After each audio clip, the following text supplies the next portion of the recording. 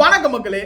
நம்ம எல்லாரும் எதிர்பார்த்துட்டு இருந்த இந்த இரண்டாவது நாள் சட்டமன்ற தொடரில் வந்து பார்த்தீங்கன்னா நிறைய முக்கியமான விஷயங்கள் வெளில வந்திருக்கு. இந்த திமுகவின் நிறைய ஊழல்களை வெளிக்கொண்டு வந்திருக்காங்க நம்மளுடைய தாவேக அமைச்சர்கள். அவங்களா கொண்டு வரல, இவங்களா கொண்டு போய் வாயை கொடுக்குறாங்க. வாயை கொடுத்த உடனே நம்ம மினிஸ்டர்ஸ் எல்லாம் இல்லை நான் சொல்லுவேன் அப்படின்ட்டு அவங்க பண்ண ஊழல்கள்லாம் வந்து சொல்லியிருக்காங்க. மேலும் வந்து தானாக வந்து வாயை விட்ட செந்தில் பாலாஜி அவர்களை துரத்தி அடிச்சார் சிடிஆர் நிர்மல்குமார். அண்ட் அவர் இன்னொன்னு சொல்லியிருக்காரு, இன்னும் 2 நாள்ல இபி அந்த எலக்ட்ரிசிட்டி டிபார்ட்மெண்ட்டுடைய மொத்த ஒயிட் பேப்பரும் வெளிவரும் அப்படின்னு சொல்லியிருக்காரு. உள்ள வந்து சேகர் பாபு வந்து ரமேஷ் அவர்கள் குஜிலி மஸ்து பண்ணிட்டாரு, செமையான குஜிலி மஸ்து பண்ணாரு. அண்ட் உள்ளதான் குஜிலி மஸ்து நடக்கிறாங்க அப்படின்னு பார்த்தீங்கன்னா வெளில இந்த சட்டமன்ற தொடர் வந்து பார்த்தீங்கன்னா 2:40 மணி வரைக்கும் நடந்தது. இந்த 2:40 மணிக்கு அப்புறம் கீர்த்தனா அவர்கள் வெளில ஒரு பிரஸ் மீட் கொடுத்து எல்லாரையும் குஜிலி மஸ்து டிஆர்பி ராஜா மாரிதாஸ் அப்படின்ட்டு மாரிதாஸ்லாம் பேசிஸே இல்லாம அவதூறு பரப்பிட்டு இருந்தாரு கீர்த்தனா மேல. அண்ட் அதை ஒரு இண்டஸ்ட்ரியும் எப்படி போச்சு அப்படிங்கறத நம்ம ஆல்ரெடி ஒரு வீடியோல சொல்லியிருப்போம். 30 days of TVK report card அப்படின்ட்டு அதை நம்ம தெளிவாக சொல்லியிருப்போம். அவங்க அது ரொம்ப தெளிவாக எக்ஸ்பிளைன் பண்ணாங்க ஏன் ஒரு கம்பெனியை போனாங்க. அண்ட் ஒரு கம்பெனி கிட்ட இருந்து அவங்க ஒரு ரிப்ளை வாங்கி வச்சிருக்காங்க, நீங்க ஏன் போனீங்க என்ன சரியில்லை அப்படிங்கிறதுக்காக. அண்ட் அதை பிரசன்டேஷனாக விடுறதுன்னு சொல்லியிருந்தாங்க. அதுவும் உள்ள குஜிலி மஸ்து வெளில குஜிலி மஸ்து. அண்ட் உள்ள வந்து பார்த்தீங்கன்னா ஸ்டாண்டப் காமெடியன்ஸ் நிறைய பேர் இருக்காங்க. நம்ம சட்டமன்றத்தில் ஓபிஎஸ் அவர்கள், எஸ் காமராஜ் அவர்கள் மற்றும் உதயநிதி ஸ்டாலின் அப்படின்ட்டு ஒரு உதயநிதி ஸ்டாலின் 1 hour நிற்காம ஸ்டாண்டப் காமெடி பண்ணிட்டு இருந்தாரு. அண்ட் அதை பற்றி தான் நம்ம இந்த வீடியோவில் பார்க்க போகிறோம். வணக்கம் மக்களே, வெல்கம் பேக் டு களத்தின் ஒலி, உங்களின் குரலாய் நான் ஒலிப்பதில் மிக்க மகிழ்ச்சி. இந்த வீடியோக்குள்ள பொறுத்தவரை இந்த வீடியோ கண்டிப்பாக உங்களுக்கு பிடிக்கும், இன்ஃபர்மேட்டிவாக இருக்கும். உங்களுக்கு ஒரு நாள் முழுக்க சட்டமன்றத்தில் என்ன நடந்தது அது எல்லாத்தையும் சுருக்கி நம்ம எல்லாருக்கும் தேவையான விஷயங்கள் மொத்தமாக சுருக்கி இந்த வீடியோவில் சொல்லியிருக்கேன். இந்த வீடியோ பிடிச்சிருந்தா இந்த வீடியோவை லைக் பண்ணிக்கோங்க. மேலும் உங்களோட ஒப்பீனியன்ஸ் இல்லை நீ இந்த இஷ்யூவை பற்றி பேசு அப்படின்னு சொன்னாலும் எந்த இஷ்யூ பற்றி நான் பேசணும் அப்படிங்கிறது கமெண்ட் செக்ஷனில் ட்ராப் பண்ணுங்கள். தொடர்ந்து சேனலை ஃபாலோ பண்ணிக்கோங்க. நிறைய வீடியோஸ் வந்து நான் இப்போ லைனப்பில் வச்சிருக்கேன், எல்லாமே நம்மளுக்கு உதவக்கூடிய வீடியோஸ் தான். ஸோ சேனலை சப்ஸ்கிரைப் பண்ணிக்கோங்க. மேலும் இந்த வீடியோவை ஹைப் பண்ணி விடுங்க. ஹைப் பண்ணால் இன்னும் நிறைய பேர் ரீச் ஆகும். வாங்க வீடியோக்குள்ள போகும். ஸோ நம்ம ஒரு காமெடியான விஷயத்துக்குள்ள போகிறத சீரியஸான ஒரு விஷயம் பேசுவோம்.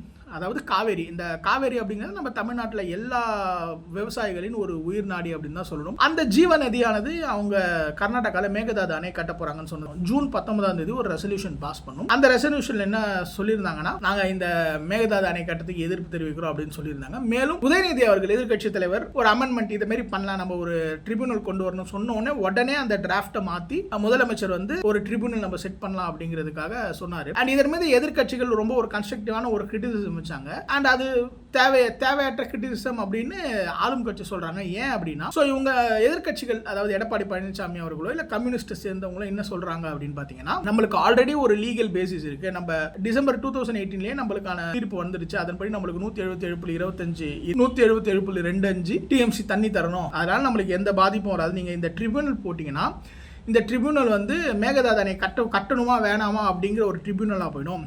இந்த ட்ரிபியூனல் வந்துச்சுன்னா அப்போ மேகதாதுங்கிறது ஒரு அஃபிஷியல் மாரி ஆகிடும் அப்படின்னு சொன்னாங்க.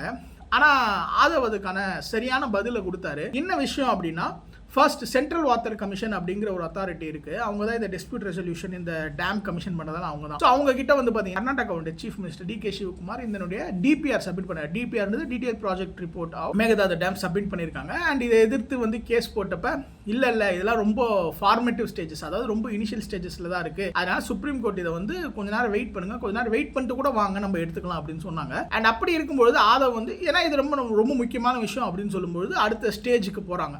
இது ஏன்னா லீகல் ஸ்ட்ராட்டஜி மாறிடுச்சு. முதல்ல நம்ம எல்லாரும் கெடுது விவசாயத்துக்கு தான். நம்ம முன்னாடியே 400 டிஎம்சிலாம் நம்மளுக்கு அக்ரிமெண்ட் படி வந்திருக்கு. ஆனால் இப்போ வந்து 177.25 டிஎம்சியா குறைஞ்சிருக்கு. அவங்க இப்போ வந்து அவங்களுக்கு ட்ரிங்கிங் வாட்டருக்கு வேணும், அவங்க வந்து ஹைட்ரோ எலக்ட்ரிக் டேம் கட்ட போறா அப்படிங்கிறதுக்காக காரணத்தை வச்சு கேட்கறாங்க. அவங்களோட லீகல் ஸ்ட்ராட்டஜி வந்து அந்த ஃபார்மர்ஸ்க்கு வேணுங்கிறத தாண்டி எங்களுக்கு குடிநீருக்கு வேணும் அப்படிங்கிற ஒரு லீகல் ஸ்ட்ராட்டஜி எடுக்கிறாங்க. நம்ம அதை கவுண்டர் பண்ணணும். அதை கவுண்டர் பண்றதுக்கு நம்ம ரொம்ப ரெகுலரா வாதாடணும். அதனால நம்ம ஒரு தனியா ஒரு தீர்ப்பாயம் கேட்கலாம். தீர்ப்பாயம் அப்படிங்கிறது சுப்ரீம் கோர்ட்டுக்கு இணையான ஒரு பவர் கொண்ட ஒரு குவாசி ஜுடிஷியல் பாடி தான். ஓகேவா? ஸோ அப்படி இருக்கும்பொழுது அதில் நம்ம பண்ணோம்னா நம்மளுடைய டாக்குமெண்ட்ஸ் நம்மளுடைய தீர்ப்பெல்லாம் வச்சோம்னா நம்மளுக்கு சாதகமாக வரும். அது மட்டும் இல்லாமல் இது தனி இந்த ட்ரிபியூனல் அப்படிங்கிறது மேகதாது அணை வேணுமா வேணாமா, நம்மளுக்கு 177 டிஎம்சி தண்ணி தரணுமா வேணாங்கிறது டோட்டல் அது வந்து புல்லட் ப்ரூஃபா தனியா இருக்கு. அதை இம்ப்ளிமெண்ட் பண்றதுக்கு காவேரி ரிவர் வாட்டர் அத்தாரிட்டி அப்படிங்கிற ஒரு ஆணையமும் இருக்கு. அதுவும் இதுவும் டோட்டலா தனி. மேகதாது இஷ்யூ தனி, காவேரி இஷ்யூ தனி அப்படிங்கிறது இவங்க கிளாரிஃபை பண்ணாங்க. அவங்களும் ஒத்துக்கிட்டாங்க. இதுதான் முக்கியமான இஷ்யூ. இரண்டாவதா வந்து பாத்தீங்கன்னா சௌமியா அன்புமணி அவர்கள் வந்து தர்மபுரியில ரெப்ரசென்ட் பண்ணி வந்திருக்காங்க. ஒரு எம்எல்ஏ அவங்க வாங்குற சம்பளத்துக்கும் மக்கள் அவங்க மீது வச்சிருக்க நம்பிக்கைக்கும் தொடர்ந்து வேலை பார்க்குறாங்கன்னா அதுக்கு டெஃபினட்டா சௌமியா அன்புமணி. ஏன்னா தொடர்ந்து அவங்க தொகுதி மக்கள் என்ன மாதிரியான விஷயங்களை ஃபேஸ் பண்றாங்க, அவங்க அந்த அந்த ஏரியாவுக்கு ஸ்பெசிஃபிக்கான ப்ராப்ளம்ஸை கொண்டு வந்து வைக்கிறாங்க. எங்கள் மக்களினுடைய நிலத்தடி நீர் வந்து ஃப்ளூரைடு அதிகமாக இருக்குது, குளோரின் அதிகமாக இருக்குது, அதனால் அவங்க பல்லெல்லாம் வந்து பார்த்திங்கன்னா ஒரு மாதிரி அவங்களோட ஹெல்த் பாதிக்குது, அவங்களுக்கான தண்ணி வசதி செஞ்சு தரணும். அப்புறம் ரயில்வே ஸ்டேஷன் வசதி, ரயில்வே வசதி இல்லை, இந்த தண்டவாளம் வந்து ஏதோ இடத்துல கட்டாயிருக்கு, அதற்கான நில எப்பயோ அப்ரூவல் ஆன ப்ராஜெக்ட்டுக்கு இன்னும் நிலம் கையகப்படுத்தாமல் இருக்குது அப்படின்னு அவங்க மக்கள் என்னென்ன விஷயங்கள்லாம் ஃபேஸ் பண்ணுறாங்க. அவங்க வந்து கிட்டத்தட்ட ஒரு 3 லட்சம் ஸ்டூடெண்ட்ஸ் வந்து பார்த்தீங்கன்னா, இளைஞர்கள் வந்து பார்த்தீங்கன்னா அங்கேருந்து வேலையை தேடி வெளியே இடத்துக்கு போயிருக்காங்க. அவங்க வேலையை தேடி, அதனால் அவங்களுக்கு வேலை வாய்ப்பை இங்கே தமிழ்நாட்டிலே அமைச்சு தரணும் அப்படிங்கிற மாதிரியான நிறைய கோரிக்கைகளை வச்சாங்க. சௌமியா அன்புமணி போன ஸ்பீச்சுமே வந்து பார்த்தீங்கன்னா இந்த போதை ஒழிப்பை பற்றி பேசும்பொழுதும் சரி எல்லாமே சூப்பராக பேசியிருந்தாங்க. அவங்களுக்கு ஒரு பெரிய வாழ்த்துக்கள். அடுத்ததான் அன்னியார் பேசினாங்க. அன்னியார் பேசும்பொழுது நிறைய விஷயங்கள் பேசிட்டு ஒன்று தான் ரிமார்க்கபிளாக முதல்ல வந்து விஜய் அவர்களை வாழ்த்துனாங்க. வாழ்த்திட்டு அவங்க என்ன சொன்னாங்கன்னா, இந்த தண்ணி பாட்டில்லாம் எங்கள் எல்லாருக்கும் சில்வர் டம்ளரில் தண்ணி தராங்க, ரொம்ப பெரிய பிரச்சனை இல்லை, சில்வர் டம்ளரில் தண்ணி தராங்க, அதனால் அது சில்வர் டம்ளருக்கு பதில் நீங்கள் வாட்டர் கேனை வச்சுருங்க, பெட் பாட்டிலில் வச்சுருங்க தண்ணியை. ஒரு வாட்டி அவங்க வந்து போகிறது டிஸ்டர்பன்ஸாக இருக்குது, ஏன் அதுவும் இல்லாமல் செலவினம் கூட இது கம்மி பண்ணும் அப்படிங்கிற மாதிரி அவங்க வந்து ஒரு விஷயம் சொன்னாங்க. அதுக்கு சட்டமன்றத்தில் வந்து ரொம்ப நாளாக சர்வீஸாக இருக்க ஓபிஎஸ் என்ன சொன்னார்னா, யாரும் அங்கே வந்து அந்த பெட் பாட்டில்லாம் வேணாங்க, அந்த பெட் பாட்டில்லாம் வச்சா யாராவது கோவப்பட்டா எடுத்து பாட்டில் தூக்கி அடிச்சிருவாங்க அப்படின்ட்டு அவர் ஒரு ஸ்டாண்டப் காமெடி பண்ணுறாரு. இது உடனே நடக்குது, இது வந்து ஃப்ரீக்வெண்ட்டாக அவர் யோசிக்கலாம் இல்லை. பிரேமலதா அவர்கள் சொல்கிறாங்க, பிரேமலதா அவர்கள் அவங்க உடனே ஓபிஎஸ் பிரேமலதா அவர்கள் என்னதான் ரொம்ப நல்ல விஷயம் சொன்னாலுமே அவங்க சொல்றதை நான் எதிர்க்கிறேன் அப்படின்னு சொல்லிட்டு பாட்டில்லாம் வச்சா யாராவது கோவம் வந்தால் எடுத்து அடிச்சிருவாங்க அப்படின்னு சொன்னாங்க. அதுக்கு உடனே பிரேமலதா திருப்பி ஒரு சின்ன ஒரு லைட் ஹார்ட்டட் காமிக்கலாக ஒரு ரிப்ளை ஒன்று கொடுத்துட்டு அதோட அதை முடிச்சிட்டாங்க. ஏற்புடையது அல்ல என்பதை நான் தெரிவித்துக் என்ற கோபம் வந்தால் தண்ணி பள்ளி கொண்டிருக்க வாய்ப்பு இருக்கிறது. அடுத்ததான் வந்து பார்த்தீங்கன்னா காமராஜ் அவர்கள் அப்படி பார்த்தீங்கன்னா அம்மா மக்கள் முன்னேற்ற கழகத்தினுடைய அங்கிருந்து வந்த எம்எல்ஏ. முறையா மாண்புமிகு முதலமைச்சர் அவர்களை நான் வாழ்த்த கடமைப்பட்டு, இது 7வது முறை அவர் ஒரு 5-6 வாட்டி ஏந்து உட்கார்றாரு, ஆதவ் பேசுறாரு, புஷி ஆனந்த் பேசுறாரு, அந்த பக்கம் இருந்து எல்லாரும் பேசுறாங்க. ஒரு 7 வாட்டி எழுந்து 8வது வாட்டி அவர் பேசும்பொழுது 8வது முறையாக நான் சிஎம் அவர்களுக்கு பிறந்தநாள் வாழ்த்துக்கள் கூறுகிறேன் அப்படின்னு சொல்லிட்டு தான் அவர் ஆரம்பிக்கிறாரு. அது ஒரு மாதிரி செம்ம லைட் ஹார்ட்டட் மூமெண்ட் தான் இன்னைக்கும் இருந்தது. அண்ட் இந்த தருணத்தை எடுத்துக்கிட்டு நம்மளுடைய தமிழ்நாட்டின் அன்பான அசத்தலான சிஎம்க்கு என்னுடைய மனமார்ந்த பிறந்தநாள் வாழ்த்துக்கள். வாழ்த்த வயது இல்லைன்னா சொல்லுவாங்க, வாழ்த்துறதுக்கு வயதெல்லாம் வேணாம், வாழ்த்துறதுக்கு மனசு இருந்தால் போதும். அவர் நல்லா இந்த ஆட்சியை கொண்டு போயிட்டு அவருடைய ஹெல்த்தை அவர் எப்படி பார்த்துக்கிட்டாரோ, அவரோட கன்சிஸ்டண்ட்டாக எப்படி இருந்தாரோ, நம்மளுடைய தமிழக மக்களுக்கும் அதே உழைப்பையும், நம்ம தமிழோட மக்கள் அவர் கெரியரில் எப்படி உச்சரிந்தாரோ நம்மளோட தமிழக மக்களையும் அவர் அந்த இடத்துல போய் உட்கார வைக்கணும் அப்படிங்கிறது நான் கேட்டுக்கிறேன், வாழ்த்துக்கிறேன். சரி, அடுத்து சம்பவத்துக்கு வாடா, நீ என்னடா இதே சொல்லிக்கிட்டு இருக்க, சம்பவத்துக்கு வா அப்படின்னு நீங்கள் கேட்குறது புரியுது. சம்பவத்துக்கு வருவோம். ஸோ உதயநிதி அவர்கள் அப்படியே பேசிக்கிட்டே இருக்கும்பொழுது இந்த அறநிலையத்துறை அமைச்சர் ரமேஷ் அவர்களை பற்றி பேசினார். அப்படி அவர் பேசும்பொழுது அறநிலையத்துறை ரீசெண்டாக வந்து பார்த்திங்கன்னா ஒரு 246 கோடி ரூபா ப்ராஜெக்ட் எல்லாம் நிறுத்திட்டாங்க. நிறைய கல்யாண மண்டபம், வணிக வளாகங்கள்லாம் நிறுத்திட்டாங்க, கன்ஸ்ட்ரக்ஷன் ஸ்டார்ட் பண்ணுறதுக்கு நிறுத்திட்டாங்க.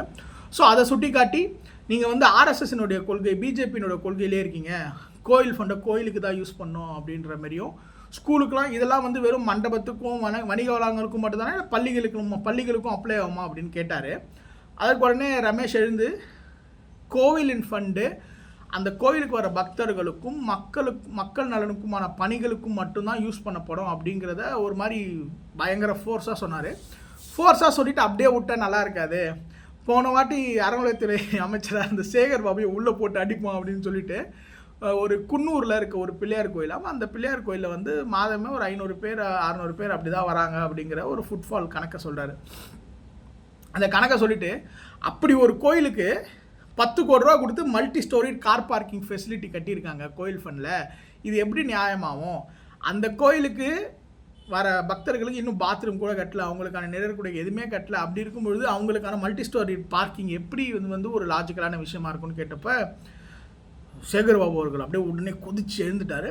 அப்படி கொதிச்சு எழும்போது உடனே அங்கேருந்து எதிர்பக்கம் இருந்து சேகர்பாபு அவர்கள் அங்கே இருக்க ஒரு நகராட்சி தலைவரை கேட்டு பாருங்கள், அவர் தான் எங்களை கேட்டார், அவர் தான் எங்களை ப்ராஜெக்டை கேட்டார், அவங்க சேர்ந்து தான் நாங்கள் பண்ணோம் அப்படின்லாம் சொன்னார். உடனே ரமேஷ் என்ன சொன்னார்னா, பார்க்கிங் ஃபெசிலிட்டி வேணான்னு நாங்கள் சொல்ல, ஆனால் ஆல்ரெடி பார்க்கிங் இருந்தது. இந்த கோயிலுக்கு வர்றவங்களே ஒரு 500 பேரோ மாதம் 600 பேரோ தான், அதுவே போதுமானதான். எதுக்கு 10 கோடி ரூபாவில் மல்டி ஸ்டோரி கார் பார்க்கிங்கா? பார்த்துக்கோங்க, 10 கோடி ரூபா. நம்ம நினைக்கிற மாதிரி ரூம் போட போகிறது இல்லை, டைல்ஸு போட போகிறது இல்லை, எலக்ட்ரிசிட்டி கனெக்ஷன் தேவையில்லை, ஏசி எதுவுமே கிடையாது. வெறும் காலம் போட்டு ரோடு அண்டு தளம் இவ்வளோ தான் போடணும். அதுக்கு 10 கோடி ரூபாய் கணக்கு காட்டியிருக்காங்க. அதை சுட்டி காமிச்ச உடனே சேகர் பாபு அவர்கள் கம்முன்னு வாய மூடிட்டு உட்காந்துட்டாரு.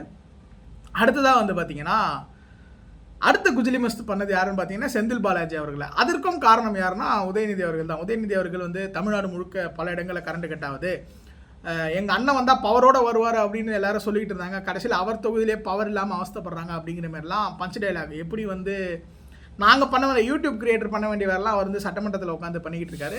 அது மாதிரி அவருக்கு ஸ்கிரிப்ட் எழுதி விட்டுருக்காங்க, சூப்பராக ஸ்கிரிப்ட் எழுதி விட்டுருக்காங்க. அதை நல்லாவும் ப்ரெசென்ட் பண்ணார் உதயநிதி அவர்களுக்கு, அதுக்கு பாராட்டுகள். அண்ட் சிடிஆர் நிர்மல்குமார் துறை அமைச்சராக அதற்கும் எழுந்து பதில் சொன்னார். என்ன பதில் சொன்னார்னா, சிடிஆர் நிர்மல்குமார் அதற்குமான பதிலை சொன்னார். நாங்கள் இதுமாரி இதெல்லாம் பண்ணியிருக்கோம், நீங்கள் இன்ஃப்ராஸ்ட்ரக்சரே டெவலப் பண்ணல, அப்போ எப்படி இருந்தோ சப்ஸ்டேஷன்ஸில் எதுவுமே ஆட் பண்ணல அப்படிங்கிற மாதிரி அவர் ஒரு டேட்டா எடுத்து சொன்னார். உடனே அதனுடைய துறை அமைச்சர் கடைசியாக இருந்தது சிவசங்கர் அவர்கள். ஆனால் உடனே எழுந்து பதில் சொல்கிறது செந்தில் பாலாஜி அவர்கள் தான். ஏன் அவர் பதில் சொல்கிறாருன்றதை நான் எதுவும் சொல்லலை, நான் உங்கள் கற்பனைக்கே விடுறேன், நீங்களே பார்த்துக்கோங்க, ஓகேவா? ஸோ அப்படி இருக்கும்பொழுது செந்தில் பாலாஜி அவர்கள் எழுந்து, தெரியுமா நாங்கள் 200 சப்ஸ்டேஷனுக்கு மேலே பிளான் பண்ணியிருந்தோம். உடனே சிடிஆர் பிளான் மட்டும்தான் பண்ணீங்க, எங்கே ஆப்ரேஷனலாக ஆச்சு அப்படின்னு சொன்னார். சிடிஆர் அவர்கள் இன்னொன்று சொன்னார், 75,000 வேலையாட்கள் இல்லாமல் இருந்தது, எப்படி ஏன் சேர்க்கலை அப்படின்னு கேட்டதுக்கு, நாங்கள் வேலையாட்கள் இல்லைனாலுமே நாங்கள் கரண்ட்டெல்லாம் எல்லாருக்குமே நல்லா தான் தந்துக்கிட்டு இருந்தோம், எங்களுக்கு எங்கள் கவர்மெண்ட்டில் பவர் கட் கம்ப்ளைண்ட்டே இல்லைன்னு சொன்னாங்க. இந்த நெகட்டிவை தான் ஏன் யாரும் உடைக்க மாட்டாங்கன்னு தெரியல. எப்படி அவங்க கவர்மெண்ட்டில் பவர் கட் இல்லைன்னு சொல்கிறாங்க? அவங்க கவர்மெண்ட் ஆரம்பிக்கும் போதே பவர் கட் இருந்தது, அவங்க கவர்மெண்ட் முடியும் போது எங்கள் ஏரியாவிலாம் டெய்லி நைட்டுக்கு பவர் கட் ஆகும். 3 மணி நேரம் 4 மணி நேரம் ஆகும் வரத்துக்கு.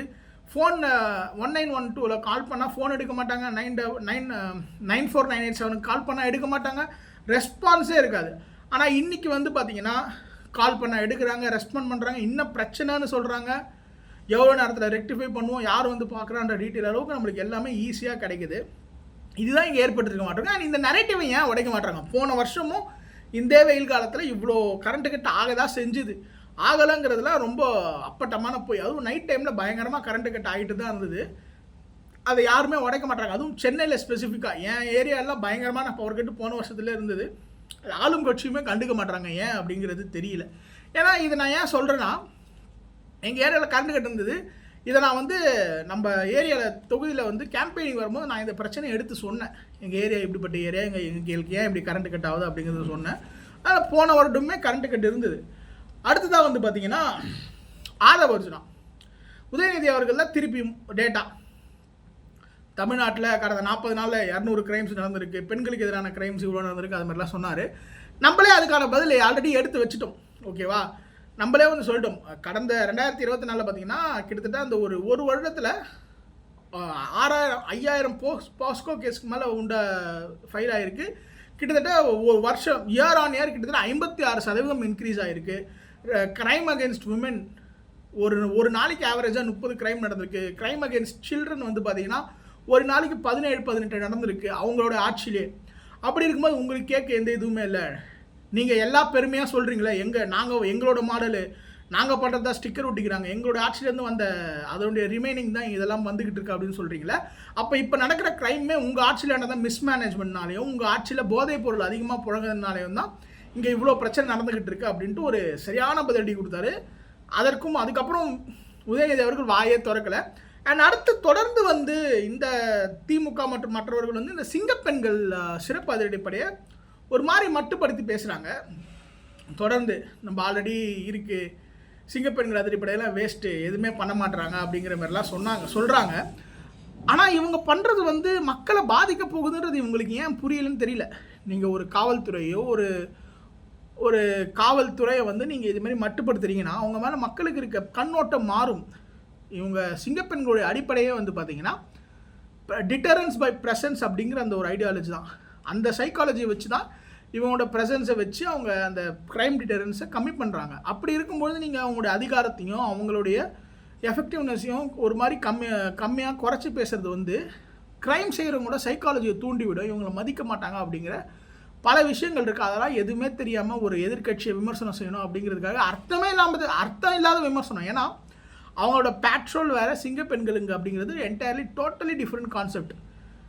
அதையே அவங்க இன்னும் புரிஞ்சுக்காம மக்களுக்கு செய்கிற நல்ல விஷயத்த இவங்க வந்து தேவையில்லாமல் எதிர்க்கிறாங்க அப்படிங்கிறது தான் என்னுடைய கருத்து. ஏன்னா இன்றைக்கி சிங்கப்பெண்கள் வந்து எவ்வளோ விஷயம் பண்ணிகிட்டு இருக்காங்க அப்படிங்கிறது ஆன்லைனில் வைரல் ஆகிக்கிட்டே வருது. நேற்று நைட்டு ஒரு க்ரைம் அப்படி தான், ஒரு பையன் வந்து ஒரு பொண்ணுகிட்ட தப்பாக நடந்துருக்க முடிச்சுன்னா அவனை உடனே பிடிச்சி வெளுத்துட்டாங்க.